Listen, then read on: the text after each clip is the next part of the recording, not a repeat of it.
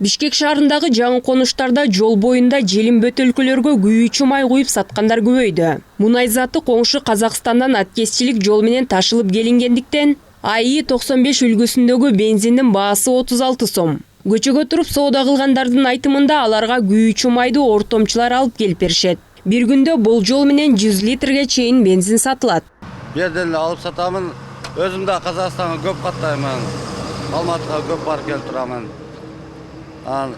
Тигил Казакстан менен Кыргызстандын баасы ушуну сөз чыгаргыла 14 сом разница, 15 сом, 16 сомго чейин разница. Эмне мамлекет өздөрү алып келип атыр, ушунча кымбат болот.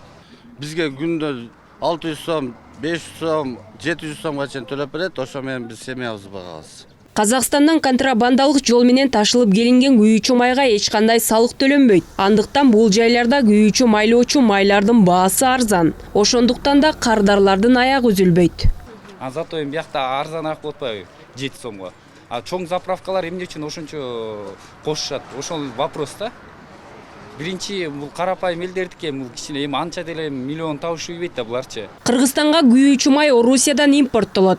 Мыйзамдуу күйүүчү майлоочу май саткан жайларда АИ 95 үлгүсүндөгү бензиндин баасы 42, ал эми АИ 92 үлгүсүндөгү майдын баасы 39 сом. Мамлекетке салык төлөп иштеген аталган ишканалар мындай кырдаалда чыгымга учурап жаткандыгын билдиришет. Ошол эле учурда мунай сатуучулар бирикмеси карамай аткезчилиги соңку вактарда күчөй баштагандыгын белгилейт. Адистердин айтымында бул жаатта контрабанда кеңири кулачын жайган. Ал эми аткезчиликти жоюуга мамлекет өзү кызыктар эмес. Өзгөчө Кыргызстандын бюджетине түшпөй калган налогдор деп айтсак болот.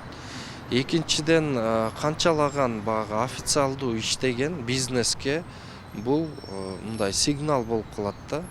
Таза иштеп аткандар утулуп атат, таза эмес иштеп аткандар тескерисинче өнүгүп атат да. Буга мамлекет принципиалдуу өз позициясын көрсөтүш керек. Албетте жанагындай майда контрабанда ташуучуларга жакшы өбөлгө түзүп атат да.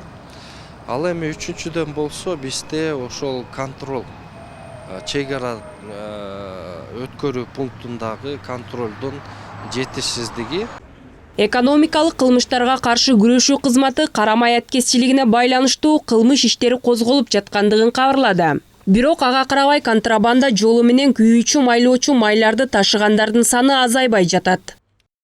Кыргыз Республикасынын премьер-министринин тапшырмасына ылайык чек аралардагы мыйзамсыз ташылып жаткан күйүүчү майлоочу заттарды текшерип жатабыз. Ыкчам аракеттердин негизинде бир топ контрабандалык жагдайларды ачтык. Бул жаатта бир топ иштер жүрүүдө. Бирок аткезчилик менен алектенгендер көп болуп жатат. Мамлекеттик чек ара кызматынын маалыматында 2019 жылы Кыргызстандын аймагына 35 миллион сомдун тегерегиндеги 1 миллион 291 миң 348 литр күйүүчү жана майлоочу майларды мыйзамсыз алып кирген учур катталган. Кандай болгон күндө да жогорудагыдай көрүнүш Кыргызстандын 2000 жылдардагы абалын эске салат. 20 жылдан кийин мындай көрүнүштөрдүн кайрадан кайталанышы бийлик өкүлдөрүнүн, анын ичинде тиешелүү мамлекеттик органдардын чабал иштеп жаткандыгынан кабар берет. Серепчилер мындай жагдайды өлкөнүн артка кетип жатканы деп сыпатташууда. Тазагүл Эмилбекова, Тилек Жуматаев, Нью ТВ.